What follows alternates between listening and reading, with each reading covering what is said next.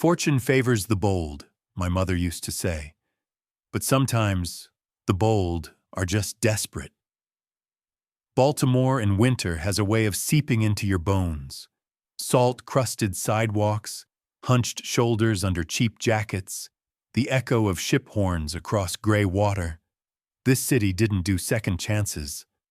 Not for a woman like Susan Monterez, anyway. She sat at the kitchen table in a half-lit apartment, tracing a chipped mug with her thumb.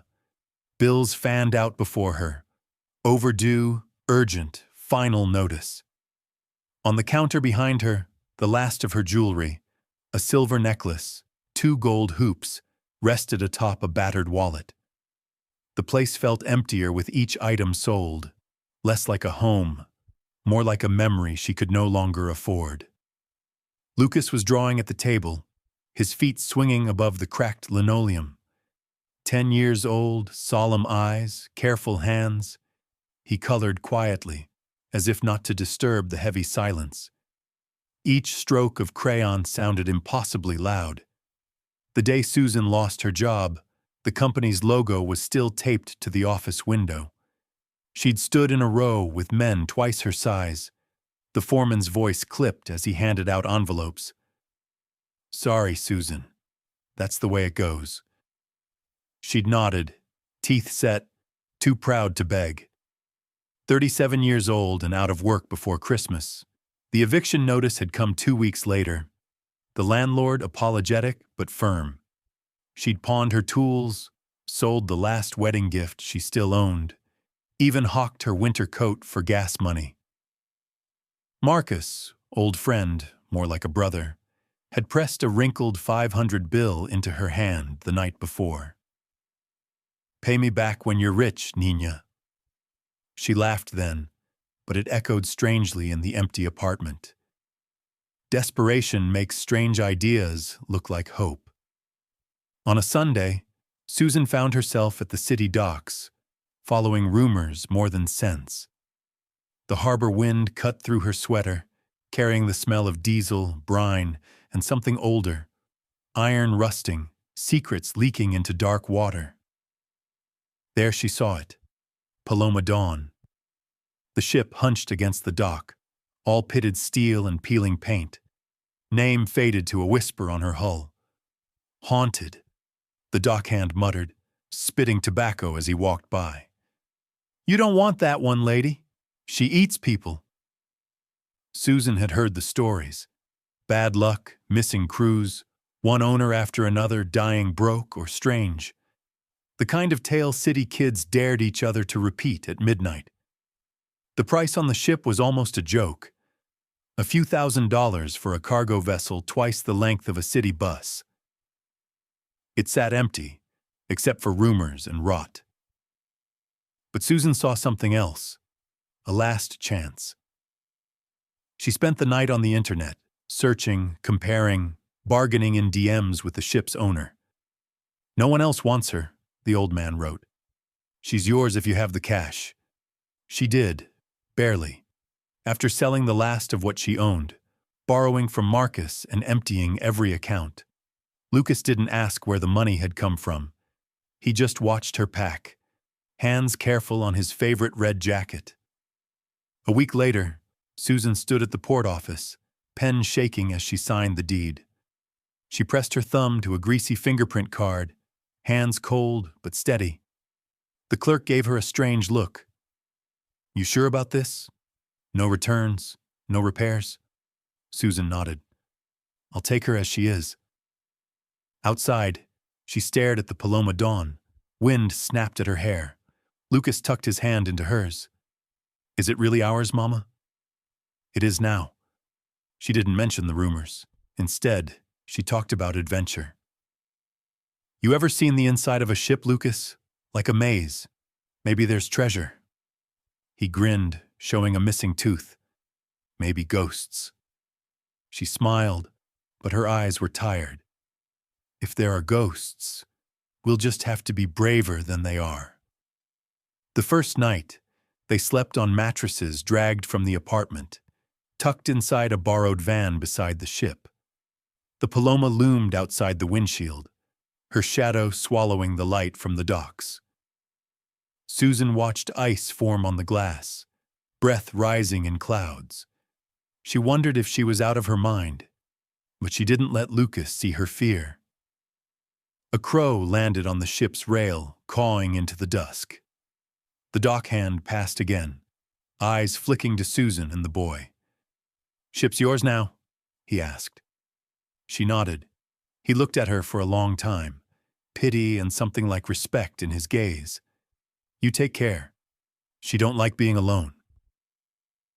That night, Susan found herself whispering an old prayer her mother taught her in Spanish, hands curled around Lucas's sleeping shoulder. "Let this be the beginning, not the end." Wind rocked the van, rattling the side panels. In the distance, the city's lights flickered against the gray. Somewhere out there, hope waited. Or maybe ruin. Sometimes it's hard to tell the difference. But in that moment, with nothing left to lose, Susan chose to believe in beginnings. The docks always smelled of metal and salt, even in the weak morning light. A thin mist curled over the water, swallowing the hulking outline of the Paloma Dawn until Susan and Lucas were right up against her hull. The ship was colder up close, as if she still held on to secrets from some other century. Susan hoisted Lucas onto the gangway first. His hands gripped the rail, cheeks pink with cold, eyes wide, not with excitement, but with the kind of nervous curiosity that only kids know. Susan followed, her boots thudding softly against old wood. Above them, seagulls wheeled and called, their cries swallowed in the gray sky. The deck creaked under their weight, every footstep echoing in the hollow stillness. Chipped paint flaked off beneath Lucas's fingers. "Does it smell like adventure or old soup?" he whispered, glancing back at his mom. Susan almost laughed, a brief, fragile sound, before letting her palm trail along the rough steel bulkhead. She felt the ship pulse with quiet, restless history. They pushed through a rusted hatch. The corridor beyond was a narrow ribcage of pipes and flickering bulbs. Dust caught in the light like glitter, swirling as they passed. Each step revealed something odd, a patch of fresh welding over ancient scars, mismatched doors painted in different colors, wires running haphazardly overhead.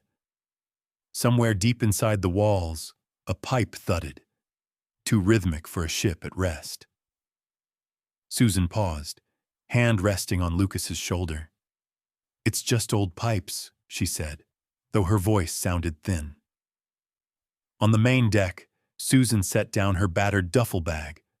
A faded map of the ship, curled and stained, was tacked to the wall in the wheelhouse.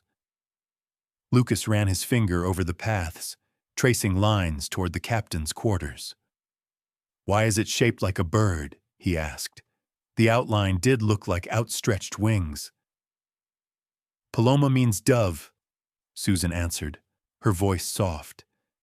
Maybe the captain hoped for peace even in dangerous times.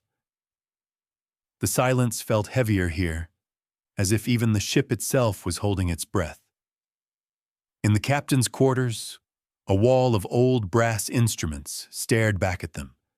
Barometers, clocks, a cracked compass with a slow ticking second hand. The bunk was made up with a moth-eaten blanket, the air thick with dust and the scent of old tobacco.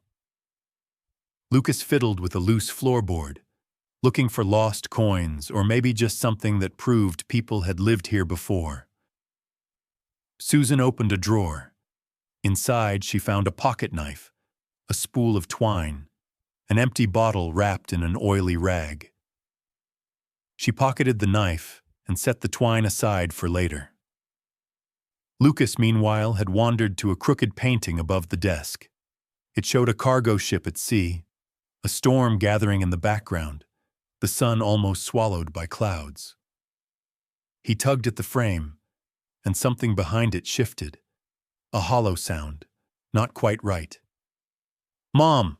he called, his voice bouncing off metal and wood. Susan joined him, steadying the painting as Lucas's small hands probed behind. With a grunt, he dislodged a thin panel. Behind it, a tiny safe was wedged into the wall, the old kind with a dial lock and a rusted handle. Someone, long ago, had hidden it well. Susan knelt, fingers trembling a little, but the safe was already open. Barely. The latch had broken sometime in the ship's years of abandonment. Inside, wrapped in oilcloth, they found three things: an old leather-bound logbook, its corners chewed by time, a strange brass device with shifting rings etched in Cyrillic letters, and a rolled-up blueprint, yellowed but intact. Lucas's eyes were round as quarters. "Is it treasure?" Susan held the logbook to her chest, heart beating fast. "Maybe," she said. "Or maybe it's just a story waiting to be told." As they sat cross-legged on the faded rug, the city's noise faded to a low hum beyond the steel walls. Lucas turned the cipher device over in his hands, the cold metal clicking under his thumbs. Susan unrolled the blueprint, tracing lines and shapes. Corridors, compartments, a maze within a maze. A shaft of winter sun broke through the porthole, catching the dust in its beam. For a moment, the captain's quarters seemed almost warm. Lucas leaned against his mother, comforted by the closeness, by the strange thrill of the unknown. Then, a sharp clang echoed from deep inside the ship. Not metal shifting, but the definite sound of a door slamming shut somewhere far below. Both Susan and Lucas froze, listening. The ship was supposed to be empty. For a moment, neither of them breathed. Susan stood slowly, moving to the cabin window. Down on the dock, the mist thickened, swallowing shapes and sound. But in that blur, she thought she saw a figure standing just beside the gangway, a silhouette still as a shadow, watching. By the time she blinked, the dock was empty. Outside, the harbor went on as it always had. Ships docking, horns sounding, men shouting orders. But inside the Paloma Dawn, something had shifted. The past was stirring, and now, Susan realized, they were not alone. And for the first time in a long while, hope was tangled with a prickle of fear. Night fell early over their tiny rented apartment. The city's sounds filtered through frost-laced glass. Susan kept her coat on, fingers stiff as she spread the contents from the safe across the kitchen table. Logbook, blueprint, that curious brass device, a few faded photos tucked between yellowed pages. Lucas sat nearby, chin in his hands, the hood of his red jacket pulled up like armor. The Paloma Dawn lingered in their bones, the cold of her steel hull following them home. Susan's mother would have called it a haunting, not of ghosts, but of choices made and stories left unfinished. She ran her thumb along the logbook's cracked spine, careful not to break the paper any further. The first pages were dull. Dates, coordinates, daily entries in a cramped, formal hand. Then came coded lines, some written in Cyrillic, some just clusters of numbers and faded pencil marks. Lucas leaned closer, tracing a finger over the strange symbols. "Does it mean anything?" he whispered. "I'm not sure yet." Susan's voice was quiet, more to herself than to him. The phone rang, an old, battered flip phone, its screen scratched cloudy. "Marcus." She hesitated, then answered, voice low. "You found something, didn't you?" Marcus never wasted time with pleasantries. Susan described the logbook, the blueprint, the odd device. She could hear the excitement under his practiced calm. "Bring them to me tomorrow. I want to see for myself." Marcus Webb, a maritime historian and friend since her college days, had always been drawn to unsolved puzzles. His apartment was a maze of books, maps, and coffee mugs, every surface crowded with the clutter of curiosity. He was the only person she trusted with this. After Lucas drifted off to sleep, his small hand curled around a crayon, dreams heavy and dark, Susan kept reading. The logbook grew stranger deeper in, mentions of special cargo, odd port calls, then an entry circled in red ink, Operation Dark Current, March 1983. Underneath a single word, Kirov. She copied the entry onto a scrap of paper, trying not to disturb Lucas's sleep. The apartment was silent except for the hum of the radiator, the creak of pipes, a siren wailing somewhere far off. Shadows lengthened along the wall, dancing in the streetlight glow. Morning brought Marcus, bundled in a heavy coat, scarf trailing like a flag. He inspected the items with reverent fingers, tracing the logbook's battered cover as if it might suddenly offer answers. This ship, she's more than old steel, Susan. The Paloma Dawn was civilian, yes, but there were rumors. In the 80s, some vessels were contracted out for things best left unmentioned. Covert missions, smuggling people, espionage. Lucas's eyes widened, the story beginning to glow with danger and possibility. Marcus turned the cipher device, squinting at the Cyrillic. This is Russian. The name Kirov, that's a Soviet name. You might have stumbled onto something big. He opened the blueprint, revealing passages marked in red, compartments within compartments, a ship's true shape hidden beneath her skin. The logbook's entries about Operation Dark Current caught his attention. If this is what I think it is, you found evidence of a Cold War extraction. A Soviet defector, maybe named Kirov, moved through the port, maybe with a package, something people would kill to keep hidden. Susan felt a shiver creep up her spine, remembering the echoing clang, the shadow on the dock. You think someone's still watching? Marcus hesitated, searching her face. Secrets like this don't sleep, Susan. You should be careful. If anyone learns what you've found. He left with a promise to research more. The apartment felt suddenly too small, too exposed. Susan locked the door twice that night, checking every window, watching headlights slide across the wall. Lucas, half asleep, reached for her hand. She squeezed it tight, feeling the steady pulse of his trust. The Paloma Dawn waited for them in the dark harbor, patient and silent. Somewhere in her steel bones, the past had left a story unfinished, and in the hush of that winter night, Susan realized they were no longer just caretakers of a ship, but of secrets that could change everything. Baltimore after dark had always been restless, but tonight the city felt like it was holding its breath. Rain swept the sidewalks, beating on neon-lit windows, drumming hard against rooftops. Inside their cramped apartment, Susan checked the locks once, then twice. She drew the curtains, her hands trembling. Lucas curled on the couch, his knees pulled close, watching cartoons with the sound turned low. Susan tried to read the logbook again, but the words wouldn't settle.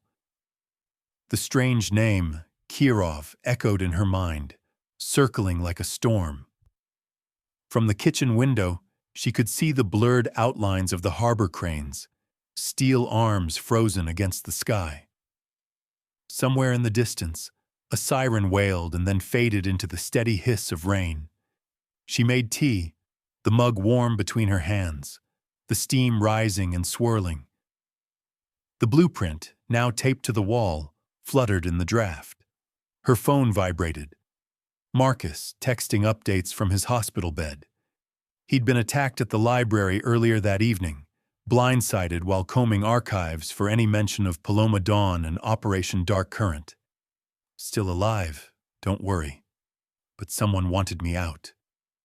Be careful, Susan. The message felt colder than the room. Lucas shuffled over, blanket draped like a cape. "Can I sleep in your room tonight?"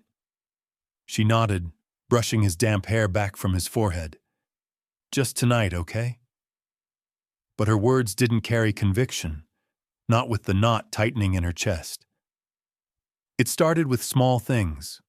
A drawer left open, the lock on the front door feeling loose, papers that weren't where she remembered leaving them. At first, Susan blamed exhaustion, the chaos of the past week, the stress of secrets too heavy for one person to carry. But then Lucas, walking home from school beneath a leaky umbrella, caught sight of a man across the street. A dark jacket, faded Orioles cap pulled low, leaning against a newspaper stand, watching him. When Lucas glanced back, the man had vanished. He told Susan, voice shaking, but she tried to brush it away. Maybe just someone waiting for the bus. Yet the fear lingered, thick and sour. That evening, a knock at the door startled them both. Susan's heart hammered. She peered through the peephole, no one she recognized. A thin man, glasses glinting, rain beading on his jacket. He introduced himself as David Stokes, a local history buff who'd heard about her purchase of the Paloma Dawn. He smiled, but his eyes flicked around the apartment, noting the blueprint, the logbook on the table. "I've studied Baltimore's maritime ghosts for years," he said, voice too smooth. "That ship of yours. Dangerous history. Sometimes it's best to let sleeping secrets lie." His gaze lingered on Lucas. "Kids are curious. Sometimes that's not safe." Susan closed the door sooner than manners allowed. Her hands shook. Stokes's words gnawed at her, refusing to fade. The rain turned to a steady drum on the window. That night, Susan packed the logbook, cipher, and blueprint into an old backpack and tucked it under her bed. She checked on Lucas, already asleep, the lines of worry smoothed from his face. But sleep wouldn't come. Every creak of the pipes felt like footsteps. Every passing headlight painted moving shadows along the walls. Around midnight, Susan's phone buzzed again. Marcus, this time with a whisper of panic in his words. "Someone went through my hospital room. They took my notes. Be careful, Susan. Trust no one." In the darkness, she listened to the rain, the thud of her own heart, the city's muffled threats. She remembered what her mother once said. "Even in the darkest night, hold your child close and trust your instincts." Susan rose, checked the locks once more, and lay awake beside Lucas. Outside, the storm pressed close. Inside, the past was no longer just a memory. It was a danger circling their fragile peace, closing in with every beat of the rain. A storm rolled in from the bay that morning, heavy and relentless, turning the harbor to steel.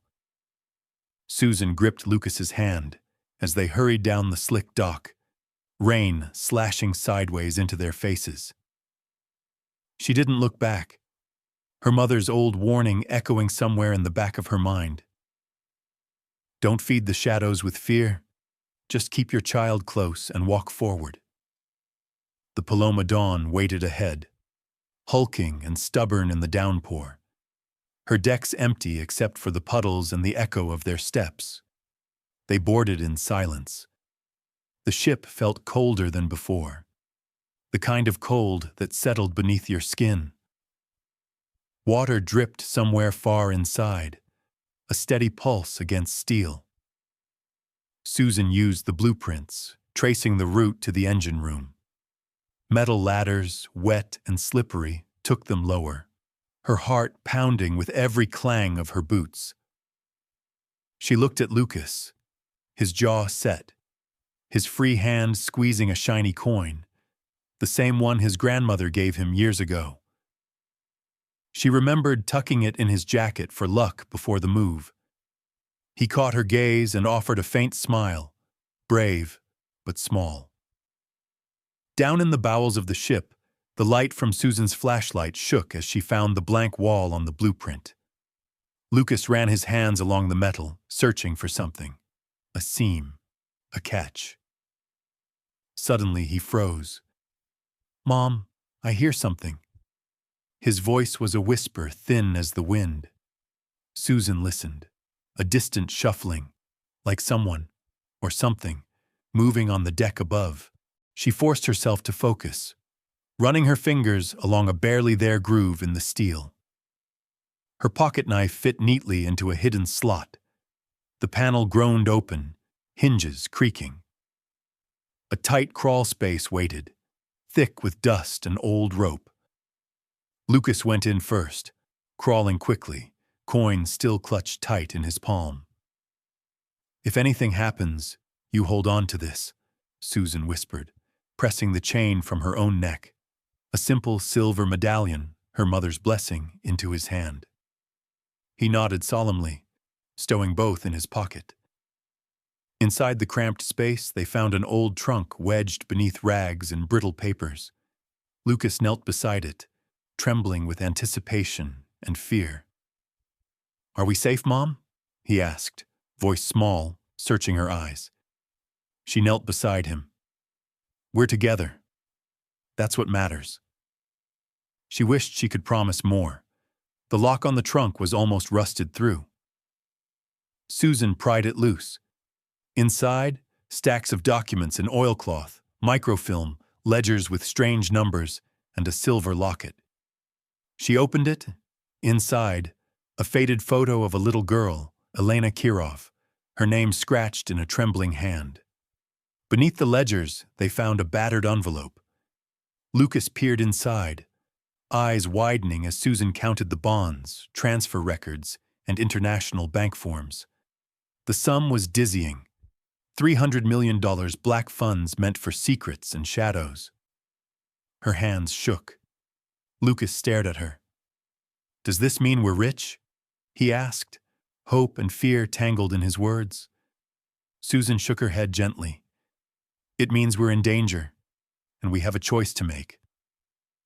Suddenly, a clatter echoed through the ship, close, then far, then close again, as if someone was moving just out of sight. Susan stuffed the papers and the locket into her backpack, motioning for Lucas to hurry. As they backed out of the crawl space, the light from her flashlight caught a fleeting shadow. Was it a foot? Or just a trick of the storm? Lucas's breath hitched.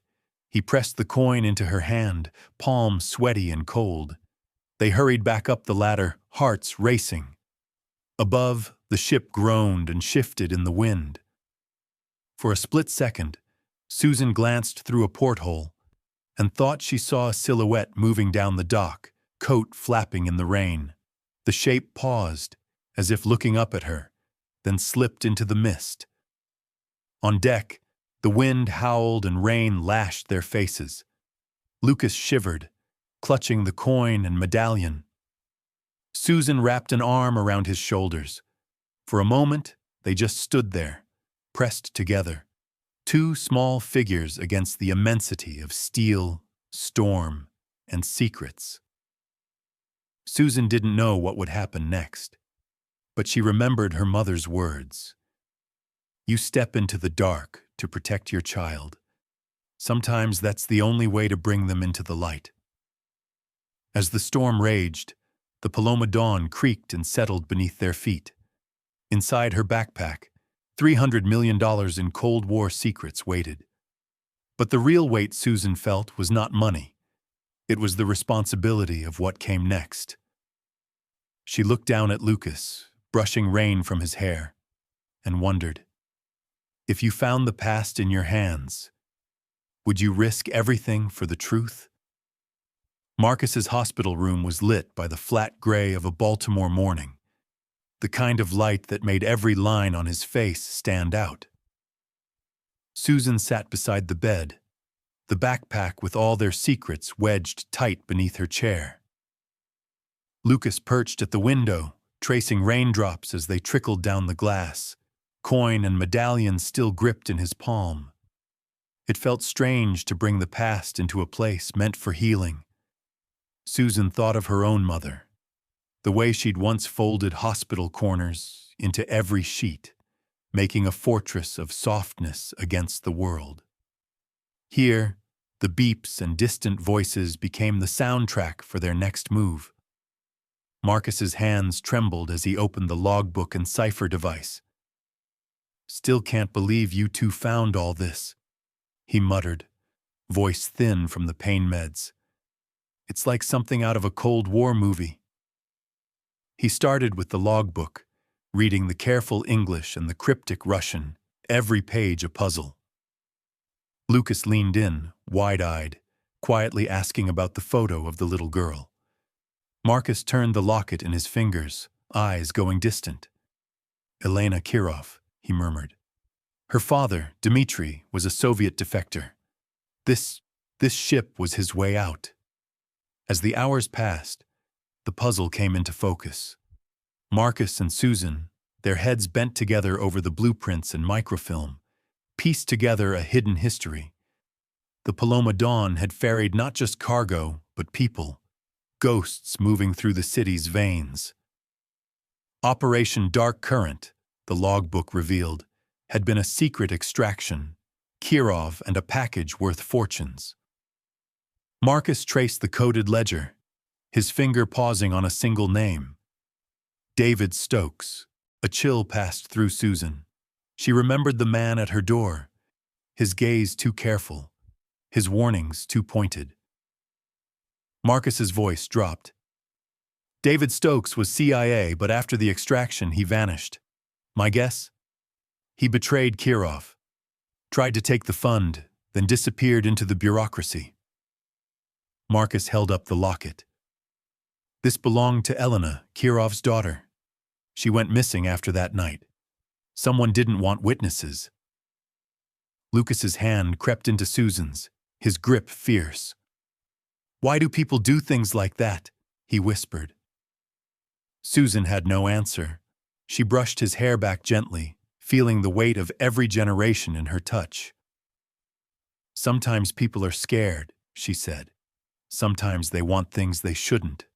But it's up to us to decide what to do with the truth." A nurse came in, bustling and bright, and Susan tucked the papers away. Marcus, undeterred, promised to keep digging. "They can't scare me off that easy, kid. I've got nothing left but stubbornness." From his phone, Marcus continued sending encrypted notes, researching, tracking names in digital archives and old news articles. Every detail another thread in the tangled web. Outside, the city was waking up. Traffic murmuring, sirens in the distance, the smell of rain-soaked concrete drifting through the half-open window. Susan watched Lucas press his face to the glass, lost in the shifting patterns of water and light. For a moment, she let herself breathe, but the sense of danger was never far. Every ring of the hospital phone made Susan tense. Every footstep in the hallway sounded like it might belong to someone looking for what they had found. Marcus reassured her. "We're not alone, Susan. But we have something they can't buy. A reason to keep going." On the walk home, Lucas squeezed Susan's hand, his pocket heavy with the coin and medallion.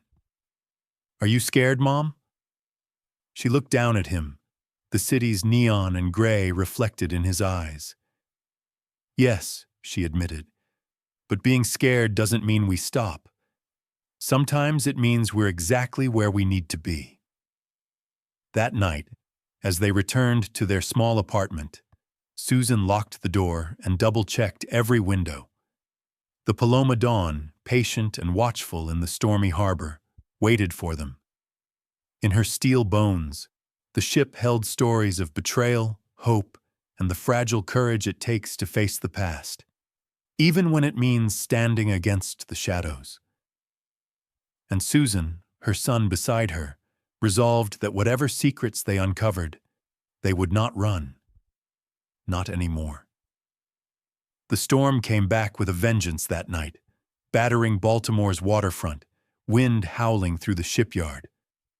Rain rattled across the Paloma Dawn's steel hull, drowning out the city's noise. Lightning split the sky, brief snapshots of a world on edge. Susan clutched the backpack of secrets to her chest as she and Lucas hurried across the empty dock, their footsteps muffled by rain. Every shadow felt too deep, every gust of wind a warning. She squeezed Lucas's shoulder. "Stay close," she whispered, her voice nearly lost in the storm. They'd come to the ship because it felt safer than their apartment now. Too many eyes, too many unknowns. The plan was simple. Gather their things, hide the evidence, and wait for Marcus's call. But as they reached the gangway, Susan's heart skipped. The lock she'd set earlier hung open, twisted out of shape. Someone had already been aboard. Lucas stiffened, instinctively reaching for the coin and medallion in his pocket, knuckles white. Susan drew him close, stepping quietly through the hatch, flashlight off. The darkness was thick, broken only by the occasional flicker of lightning through the portholes. Deep in the ship, footsteps echoed. Two men, low voices moving fast. One of them, unmistakably, was Stokes. The name sent a chill down Susan's spine, a shadow from the logbook come alive. Lucas trembled, and Susan pressed her lips to his hair, steadying herself as much as him. They crept through the corridors, sticking to the edges, the storm's roar their only cover. The blueprints in Susan's mind became a map of escape. Back stairwells, hidden compartments, the crawl space behind the engine room. But before they could reach it, a metal door clanged shut somewhere behind them. The sound rang out, sharp and final. Stokes's voice, calm and cold, echoed down the hall. "Give it up, Susan. You're in over your head. Just hand over what you found, and no one gets hurt." Susan didn't answer. She guided Lucas down a side passage, heartbeat pounding in her ears. Lightning illuminated the hall for an instant. A face in the dark, another man closing in from the opposite side. The ship felt alive with menace, its every groan a warning. They slipped into the old galley, the smell of rust and stale air overwhelming. Susan slid a heavy storage crate in front of the door, hands shaking. She crouched beside Lucas, his breath quick and shallow, eyes wide. "It's just like hide and seek," she whispered, trying to make her voice steady, calm. "Stay quiet. Remember what I told you. Sometimes being brave just means not moving." Outside, footsteps drew closer. Stokes spoke again, voice sharper. "You don't understand what you're holding. That money never belonged to people like us. It's a curse." Susan thought of her mother, her words about darkness and light. She thought of Marcus, stubborn in his hospital bed, refusing to let fear win. Most of all, she thought of Lucas, her son, her reason. In the chaos, that love was the only thing that made sense. A sudden crash, someone forcing the galley door. The crate shifted, then fell aside. Susan stood, body between Lucas and the threat. Stokes appeared, his eyes hollow, rain plastering his hair to his face. "It's over, Susan. Give it to me." But before he could move, Lucas threw his coin across the floor, a blur of silver rolling beneath Stokes's feet. The distraction was enough. Susan grabbed Lucas's hand and darted past, the two of them sprinting down the corridor as Stokes stumbled, cursing. Thunder boomed. They reached the engine room, ducking into the crawl space just as footsteps thundered behind them. Susan pulled the panel shut, heart hammering in the suffocating dark. She clung to Lucas, both of them trembling, listening as Stokes's voice faded into the storm. For a long moment, all was still but the sound of their breath, rain pounding the hull above. Susan pressed her cheek to Lucas's damp hair and whispered, "You did good, kiddo. We're still together." Yet she knew, even as the danger passed, that nothing would ever be safe again. Not until the truth came to light. Somewhere out in the storm, enemies circled, but for now, in the shelter of steel and love, Susan and Lucas held tight, waiting, hoping, and refusing to let go. Dawn broke slow and pale over the Baltimore harbor, washing the city in gold and silver after a night of chaos. The storm was gone, leaving puddles glinting in the morning sun, shards of cloud drifting above the skyline. The Paloma Dawn sat quietly at her dock, hull battered but proud, a survivor among survivors. Susan barely slept. The night's terror clung to her skin, the memory of chasing shadows through the ship, of Lucas's small hand gripping hers in the dark. But when the first light reached through the porthole, she rose, shaking off exhaustion. It was time for the truth. Police cruisers and media vans lined the dock, blue lights spinning slow in the morning haze. Word had spread. Shots fired, voices raised, the storm's cover torn away. Marcus, thinner now but upright and fierce, stood waiting by the gangway, a folder of evidence clutched in his good hand. He nodded at Susan, a silent promise of support. Lucas held her hand tight, the medallion warm in his fist. "Do we have to tell everything?" he asked quietly. Susan crouched beside him, smoothing his tangled hair. "Secrets don't keep us safe, Lucas. They just make us small. Today we tell the truth, for us and for everyone who never got the chance." They climbed the gangway together, the city watching. On deck, Susan faced the FBI agent, a tall woman in a rumpled suit, eyes sharp but kind.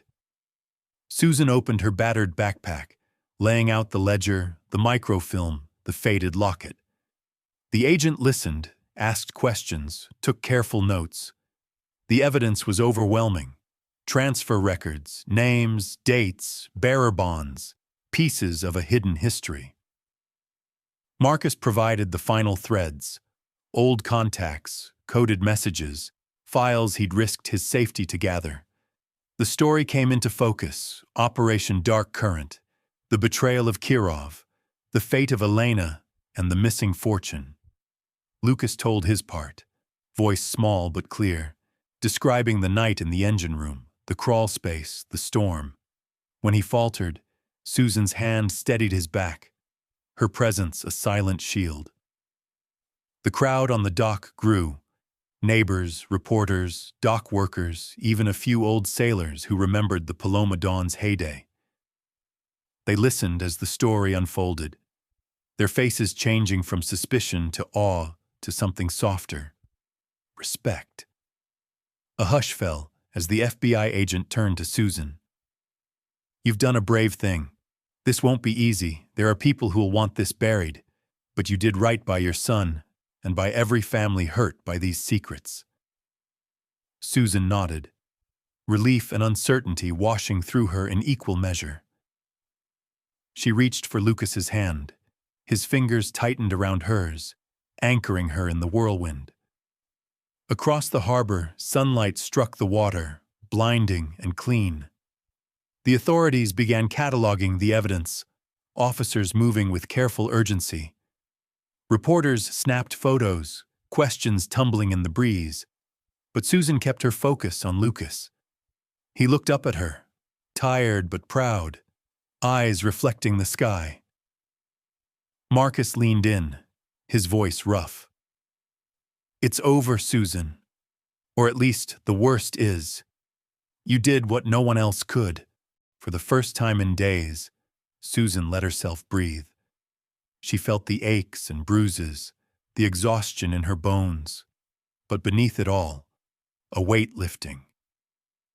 Not all storms could be outrun, she realized. Some you just have to walk through, holding on to what matters. As the crowd slowly drifted away, Susan and Lucas lingered on the deck. The Paloma Dawn, stripped of her secrets, basked in the soft light. A single gull wheeled overhead, calling to the morning. Susan pressed the medallion into Lucas's hand, her voice low. "You were brave. You held on. That's how we found the morning." And in the hush that followed, Susan understood. Sometimes the real victory wasn't the gold or the headlines. It was the quiet sunrise after the storm and the family that stood together in the light. Spring returned quietly to Baltimore. Rain had washed the city clean, and along the waterfront, cherry blossoms nodded in the breeze, scattering petals across weathered boards. The Paloma Dawn, newly scrubbed and painted, gleamed at her berth, a ship reborn, no longer a secret to be hidden, but a story to be shared. It started with a simple idea. Susan stood on the dock one bright Saturday, watching a group of volunteers, dock workers, teachers, even a handful of retired sailors, hauling buckets, scrubbing railings, laughing as they worked. She heard someone humming an old sea shanty, the melody drifting through the air, mingling with the sound of hammers and sandpaper. Lucas ran from bow to stern with a clipboard, checking off lists, his face solemn with purpose. He wore the medallion and coin on a string around his neck, his badge of honor, a symbol that the story had become part of him. He stopped every few minutes to tell a curious kid about the hidden crawl space or the silver locket, his words painting adventure out of memory and hope. Susan watched him, pride and tenderness swelling in her chest. She had been asked to speak at the opening, but for now she was content to work alongside everyone else, cleaning, painting, remembering the long, dark nights that had led them here. One afternoon, as the sun slipped low, Marcus arrived with a box of old photographs and blueprints. His limp was more pronounced, but his eyes sparkled with life. He set up a table at the dock's edge, sharing stories with young and old alike, inviting them to write their own hopes for the ship's future on slips of paper and pin them to a corkboard. The FBI and city officials moved quietly through the crowd, overseeing the final transfer of the recovered funds. Under Susan's guidance, the $300 million, once a hidden fortune, was turned into something new. Scholarships for kids whose families had worked the docks, grants for small businesses, support for those who had lost someone to the shadows of the past. At every meeting, Susan insisted, "This is for everyone. We can't keep what was never really ours." As the weeks went by, Paloma Dawn's decks echoed with the noise of life. Children's laughter replaced the hollow clang of empty corridors. The galley, once a hiding place, became a kitchen where volunteers baked bread and brewed coffee for the workers. In the captain's quarters, Lucas helped arrange artifacts for a small museum, a battered logbook, the cipher device, the silver locket, now polished and glowing beneath glass. Reporters came and went, snapping photos, but the attention faded. What remained was the steady work of healing, rust sanded smooth, wounds named and remembered, the ship no longer a place of secrets, but of beginnings. One evening, as twilight settled over the harbor, Susan stood on deck, looking out at the water. Marcus joined her, offering a mug of coffee, their silence companionable. "Funny, isn't it?" he said softly. "How a ship built for secrets becomes a beacon for the whole neighborhood." Susan smiled, her gaze steady. "We don't get to choose what we inherit, only what we build from it." Lucas climbed up beside her, waving at the volunteers below. Someone began to sing, softly, tentatively, an old lullaby Susan remembered from childhood. The melody wove through the spring air, stitching together strangers and family, memory and hope. And as the lights of the city flickered to life, Susan felt something settle inside her, a sense that, at last, they had not just survived, but belonged. The Paloma Dawn, too, had found her place, her secrets turned to light, her story written forward by the hands of many. On a bright Saturday morning, the Paloma Dawn gleamed in the sun, dressed for celebration. Streamers flapped in the breeze, music spilled from open doors, and neighbors gathered on the dock in their Sunday best. It was the grand opening of the Paloma Dawn Museum and Memorial, a day long dreamed of, built by countless hands, each with a piece of the story. Susan stood by the gangway, heart thudding quietly, her hand resting on Lucas's shoulder. He wore a pressed shirt and his old sneakers, the medallion and coin still looped around his neck, a badge of all they'd lived through. Marcus leaned on his cane, grinning as he watched families step aboard, young children wide-eyed with wonder. Inside, sunlight streamed through the restored windows, dancing across glass cases, the logbook, cipher device, and locket, each carefully labeled. In one corner, volunteers poured coffee and set out fresh bread, their laughter a soft thread running through the morning. A hush rippled through the crowd as Susan took her place by the microphone. She looked out, faces old and young, some strangers, some friends. She saw dock workers, teachers, police officers, and just beyond the velvet rope, the first group of school kids, already whispering stories of treasure and spies. She cleared her throat, the words simple and sure. We built this place to remember, not just the secrets, but the people who carried them. We can't change the past, but we can choose what to do with its legacy. The greatest treasures are the ones we share: truth, courage, and each other. As she spoke, an elderly woman stepped forward from the crowd, moving slowly with a cane. She held out her hand, trembling but steady. Susan recognized her from the news. Elena Kirov, grown now, eyes bright with the memory of loss and survival. Lucas stared, awe and understanding blooming in his face as Elena pressed the silver locket into Susan's palm. "It belonged to my father," Elena said, her accent soft. "Thank you for giving us back our story." The crowd watched as Susan returned the locket to Elena, hands lingering over the symbol of so much pain and hope. In that quiet, the distance between generations seemed to shrink, old wounds stitched by simple, gentle contact. Later, as families wandered the decks, Lucas led a small group of children through the ship. His voice floated back down the hall, telling stories of hidden rooms and coded messages, but always circling back to the night in the storm and the lesson he'd learned. Treasure isn't just gold. Sometimes it's finding your way home. Susan found a seat by the window, watching the sun glint off the water. Marcus lowered himself onto the bench beside her, breathing easy. The lines of worry faded from his face. "You did it," he said, the words simple and true. Susan smiled. "We all did. That's the point." Outside, the neighborhood buzzed. Kids skipping, volunteers swapping recipes, Elena laughing with one of the old sailors, her locket shining in the light.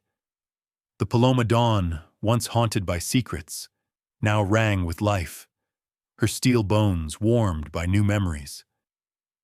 As the afternoon drifted into golden hour, Susan closed her eyes for a moment, letting the sound of laughter and music settle deep inside. She felt the past loosen its grip, just a little, and knew that even when storms returned, she and Lucas, and all the others who'd been lost or left behind, had built something that would last. And as dusk settled, Susan rose, taking Lucas's hand.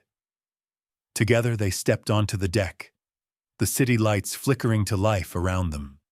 The Paloma Dawn stood at their backs, a monument not to loss or fear, but to the real treasures hidden in every ordinary, unbreakable day.